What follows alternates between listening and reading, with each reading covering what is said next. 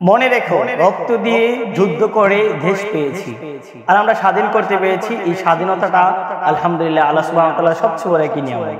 কেননা সোনার বাংলাদেশ যখন আমাদের ফ্যাসিস্ট সরকার, জাহেল সরকারের অনুকরণে সারা বাংলাদেশের মানুষগুলো তারা ঝাঁপিয়ে পড়েছিলেন, কিছু সংখ্যক মানুষগুলো, তাদেরকে কি বলবো, আর কিছু করার নাই এবং বলারও নাই। যারা ফাসিস্ট সরকারকে অনুকরণ করেছিলেন, তাদেরকে এতাআত করেছিলেন, আমরা আশাবাদী আল্লাহ সুবহানাহু ওয়া তাআলার কাঠগড়ায় একদিন উত্তম বিচারের ফয়সালা করা হবে ইনশাআল্লাহ। কেননা জুলুম অত্যাচার আমাদের সমাজের মধ্যে, আমাদের দেশের মধ্যে এবং আমাদের রাষ্ট্রের ভিতরে অ্যাভেলেবেল হয়েছিল।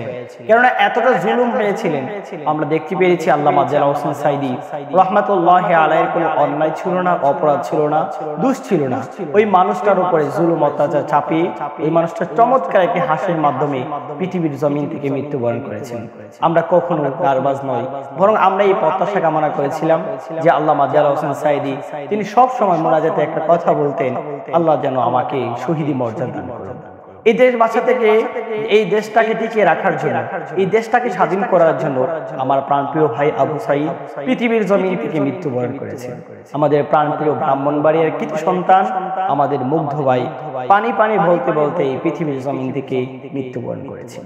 অনেক মানুষগুলো এই দেশটাকে স্বাধীন করার জন্য, এই দেশটাকে টিকিয়ে রাখার জন্য, এই দেশের প্রতি ভালোবাসা টিকিয়ে রাখার জন্য অনেক প্রাণপ্রিয় ভাইয়েরা পৃথিবীর জমিন থেকে মৃত্যুবরণ করেছেন। আল্লাহ সুবহানাহু ওয়া তাআলার কাছে আমরা সেই প্রত্যাশা কামনা করি, আল্লাহ যেন তাকে দুনিয়ার যেভাবে শান মান বৃদ্ধি করেছেন, সম্মান দিয়েছেন, আমরা দোয়া করি আল্লাহ রাব্বুল আলামিন যেন তাদেরকে আখিরাতে যেন শান্তি দান করেন। কেননা ইসলাম এবং ধর্ম এবং নীতিমালা এবং বাস্তবায়নের জন্য যারা দেশটিকে রাখার জন্য অন্যের বিরুদ্ধে তারা ঝাঁপিয়ে পড়েছিলেন, তাদেরকে আল্লাহ সুবহানাহু ওয়া তাআলা শহীদি মর্যাদা দান করবেন। আর শহীদি মর্যাদা কি চমৎকার মর্যাদা জানেন? আপনি পৃথিবীর জমিন থেকে মৃত্যুবরণ করবেন আর আল্লাহ সুবহানাহু ওয়া তাআলা জান্নাতে যাওয়ার জন্য আপনি অপেক্ষা করবেন, বরং ফেরেশতারা আপনাকে আহলে সালামের মাধ্যমে জান্নাতে নিয়ে যাবেন। সুবহানাল্লাহ। কাল কিয়ামতের কঠিন ময়দানে আল্লাহ সুবহানাহু ওয়া তাআলা ওই মানুষদেরকে ডাক দিয়ে বলবেন, কি আমল করে নিয়ে আসছো? তখন বলবে, ফ্যাসিস্ট সরকার, যে মানুষটা আলেম ওলামাদের উপর জুলুম অত্যাচারের সাথে লিপ্ত ছিল, তার বিরুদ্ধে সংগ্রাম করতে গিয়ে আল্লাহ আমি পৃথিবীর জমিন থেকে মৃত্যুবরণ করেছি। আল্লাহ সুবহানাহু ওয়া তাআলার সেই নিয়ত যদি তাকে, সঠিক নিয়ত থাকে, আল্লাহ সুবহানাহু ওয়া তাআলা তাদেরকে বিনা সওয়ালে আল্লাহ রাব্বুল আলামিন কাল কিয়ামতের কঠিন ময়দানে জান্নাত দিবেন ইনশাআল্লাহ।